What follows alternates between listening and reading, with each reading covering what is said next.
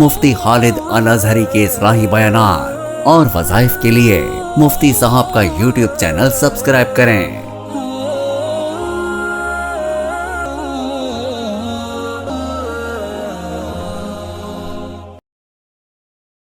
نحمده ونصلي ونسلم على رسوله الكريم اما بعد فاعوذ باللہ من الشیطان الرجیم بسم اللہ الرحمن الرحیم۔ معزز ناظرین کرام، السلام علیکم ورحمۃ اللہ وبرکاتہ۔ رب کائنات، ہمارے مالک، ہمارے خالق، ہمارے رب، ہر چیز پہ اللہ قادر ہے، ہر چیز اللہ کے قبضہ قدرت میں ہے۔ اس کائنات کی کوئی بھی چیز اللہ تبارک و تعالیٰ کے قبضہ قدرت سے باہر نہیں ہے۔ اللہ تبارک و تعالیٰ جو چاہتے ہیں کرتے ہیں، اس کے فیصلوں پہ کوئی مجبور نہیں کر سکتا، کوئی زبردستی نہیں کر سکتا۔ ہاں، ایک چیز ہے کہ اللہ تبارک و تعالیٰ سے التجا کی جا سکتی ہے۔ وہ دعا کی صورت میں جو التجا ہوتی ہے، اللہ تبارک و تعالیٰ اس التجا پہ حالات کا نقشہ بدل دیتے ہیں، اور اللہ اس پہ قادر ہیں۔ جب دعا مانگی جاتی ہے، جس دعا کو اللہ شرف قبولیت دیتے ہیں، من چاہی چیز اللہ تبارک و تعالیٰ عطا فرما دیتے ہیں۔ اس لیے دعا وہ واحد ذریعہ ہے کہ اللہ تبارک و تعالیٰ اس دعا کی بدولت جو کوئی شخص چاہتا ہے، اللہ وہ چیز اسے عطا کر دیتے ہیں۔ اللہ تبارک و تعالیٰ نے انسان کو مواقع دیے ہیں، طریقہ بتایا ہے کہ یوں کرو گے، میری طرف آؤ گے تو میں تم پہ مہربان ہوں گا، میں اپنی نعمتوں کے دروازے، اپنے خزانوں کے منہ کھول دوں گا تمہارے لیے۔ اور انسان کی چاہت کیا ہے؟ وہ دنیا بھی اچھی چاہتا ہے، آخرت بھی اچھی چاہتا ہے۔ اور خود رب عظیم نے ایک دعا ہمیں قرآن کریم میں سے کھلائی، ربنا آتنا فی الدنیا حسنہ وفی الآخرۃ حسنہ وقنا عذاب النار۔ اے اللہ، ہمیں عطا کر دنیا کی ساری بھلائیاں اور آخرت کی ساری بھلائیاں، اور دنیا اور آخرت کے ہر شر سے ہم سب کی حفاظت فرما، آگ سے بچا۔ تو اللہ تبارک و تعالیٰ نے جب یہ دعا سکھلائی ہے تو اس کا مطلب یہ ہے کہ اللہ تبارک و تعالیٰ چاہتے ہیں کہ اللہ اپنے بندوں کو عطا کرے۔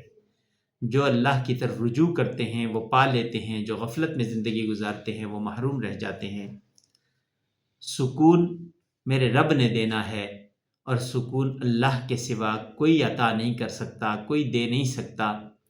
سکون نہ مال و دولت کے اندر ہے، نہ کاروبار میں ہے، نہ جائیداد میں ہے۔ سکون میرے رب کی طرف سے ہے، جسے چاہتا ہے سکون کی دولت عطا کر دیتا ہے۔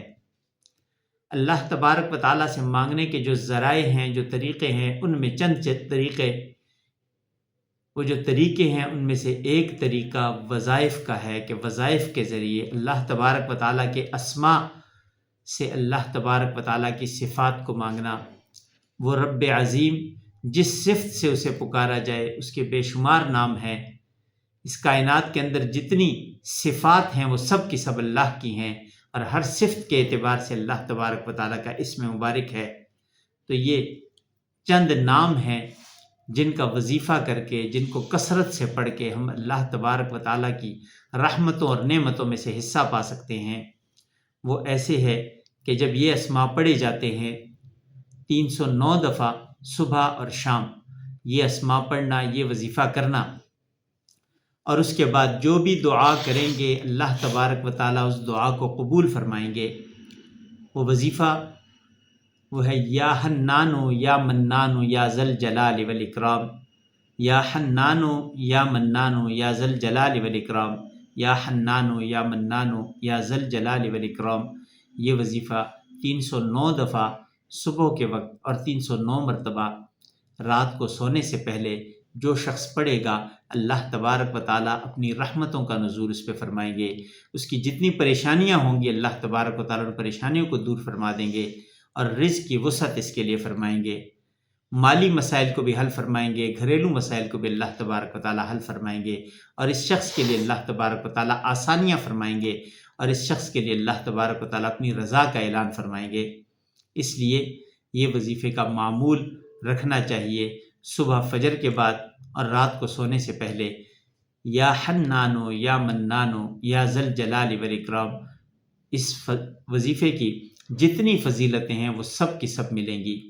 اللہ تبارک و تعالیٰ سے دعا ہے کہ وہ رب عظیم ہم سب پہ اپنا فضل فرمائے، اپنا کرم فرمائے، اپنی ذات سے مانگنے والا ہمیں بنائے اور اپنی ذات کے ساتھ ہمیں لو لگانے والا بنائے۔ زندگی باقی، ملاقات باقی، وآخر دعوانا ان الحمد للہ رب العالمین۔